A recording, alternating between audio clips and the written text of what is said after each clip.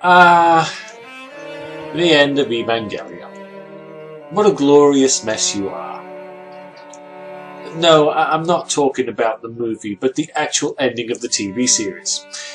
Yeah, this video is about the movie, but you can't focus on the movie without first understanding how something as positive as this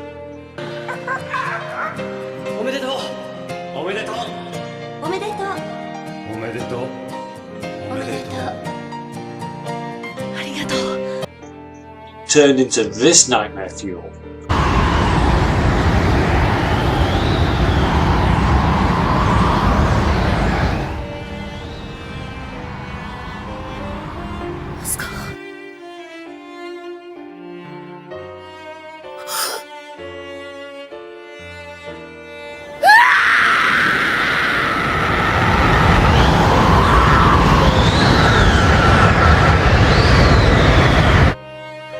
And yes, I can go into the theology behind this movie ad nauseum, but let's be honest here, it's been done 1,000 times already here on YouTube, and I'd only really be adding to what's probably been said, or butting heads with 1,000 other different interpretations on what the fuck this movie is about, much less the series as a whole.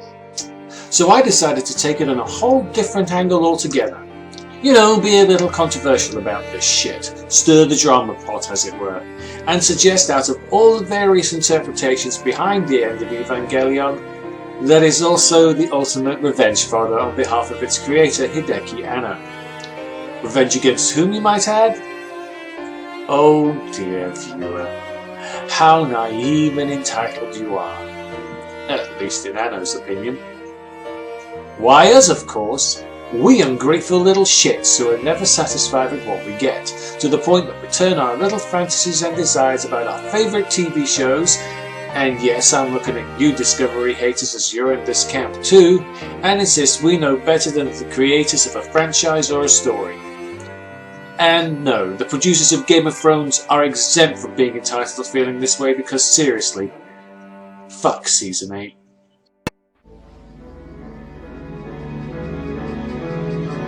For who would lose, though full of pain, this intellectual being, those thoughts that wander through eternity, to perish rather, swallowed up and lost, in the wide womb of uncreated night. The fate of destruction is also the joy of rebirth. The battle has been joined.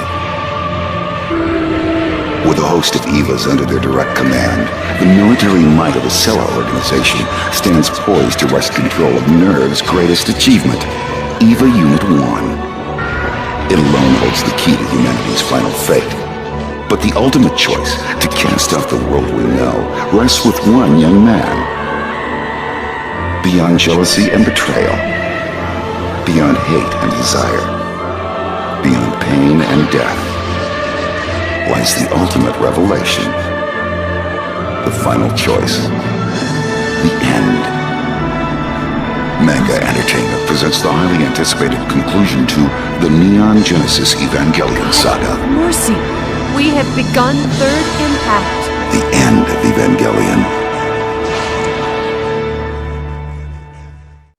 I feel Anno is entitled to his frustration in this case, and what better way to get back at us over the shit much of the fandom gave him from mere complaints, which is one thing, but also to actual death threats, which, let's be honest here, speaking as a creative depressive myself, is not the best thing to receive when your audience misses the entire point of your rather, well, let's be honest, ambiguous ending, which sadly became pretty much of a big joke with the anime community at large, rather than the self-examination on who we are, who we see ourselves as, and how we want others to perceive us.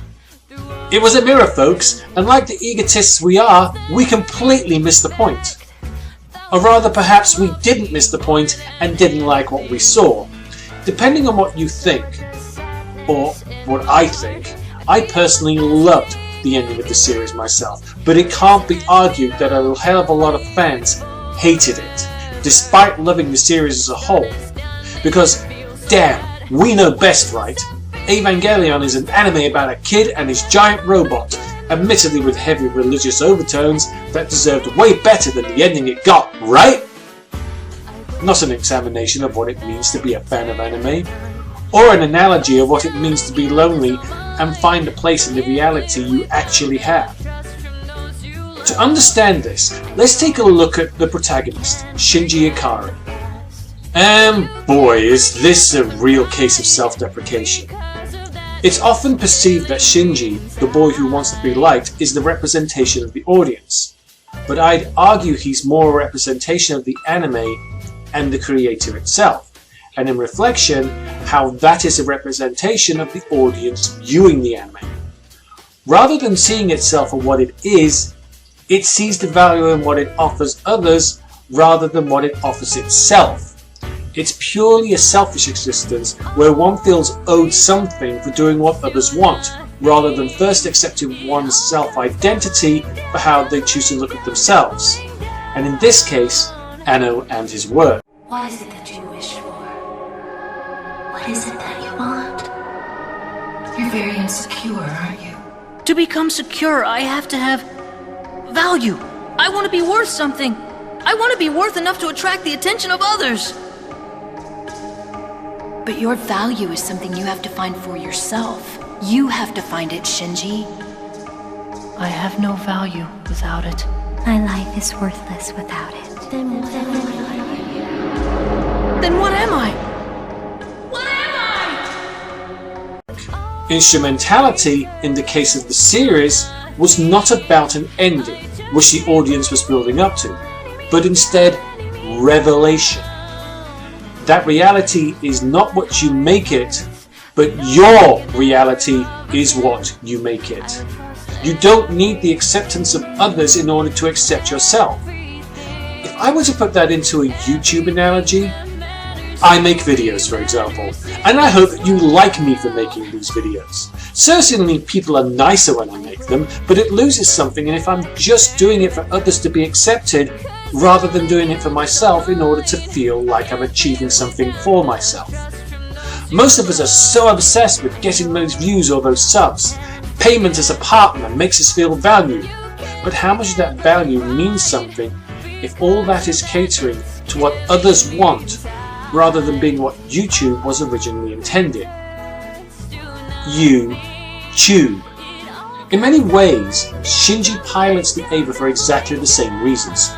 He wants to be liked, he wants to be appreciated because he feels he deserves it, and also because he hates himself so much, so why should he give himself the appreciation that he expects from others? His happiness that he gains in the show is largely empty because he doesn't want to see the good others could see in him. Even his closest friends. And even if they do see this, he doesn't understand why they don't acknowledge him for it. And in many ways, the words of encouragement in the second episode from Katsugari cement this faulty premise. 一つ言い忘れてたけど、あなたは人に褒められる立派なことをしたのよ。胸を張っていいわ。おやすみ、シンジ君。頑張ってね。He honestly believes that she likes him, not because of who he is, but because of what he does. And we see that build up as the series progresses.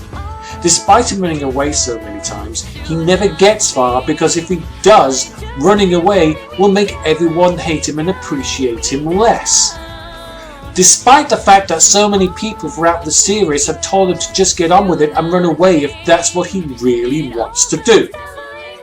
Shinji literally chooses to sacrifice being an individual to please those around him. Never coming to the understanding why people only hate him the more for it. And in many ways, that's what Evangelion the series became. It followed the trope while still fighting against it. Neon Genesis Evangelion hated itself and chose to sacrifice its originality to please the fans. The boy and his robot became more identified with the show than what the show was supposed to be about. It's almost like the show was crying, "Where do I go from here? The closer I get to the end, the more predictable my ending is becoming. Not that it was, but really, what could Anno do in a 22-minute episode to conclude this series satisfactorily for the fans? He struggled with this until that fateful day a silver-haired boy told Shinji, "I love you." Not for what he did, not for how Shinji saw himself, just simply because he loved him, no matter how he wanted others to look at him for what he did. And Karu's sacrifice at the end was more than just a sacrifice to prevent the end of the world. The ultimate bad guy, for let's not pretend that's what he was supposed to be, broke the fourth wall and said to the show's creator, "No, I choose to die rather than to play this role. Let's change the rules rather than have me threaten to destroy the world. You've got one episode left. Do something that means something to you personally. You've been through enough." 遺言だよ。さあ、僕を消してくれ。そうしなければ君らが消えることになる。滅びの時を免れ、未来を与えられる生命体は一つしか選ばれないんだ。そして君は死すべき存在ではない。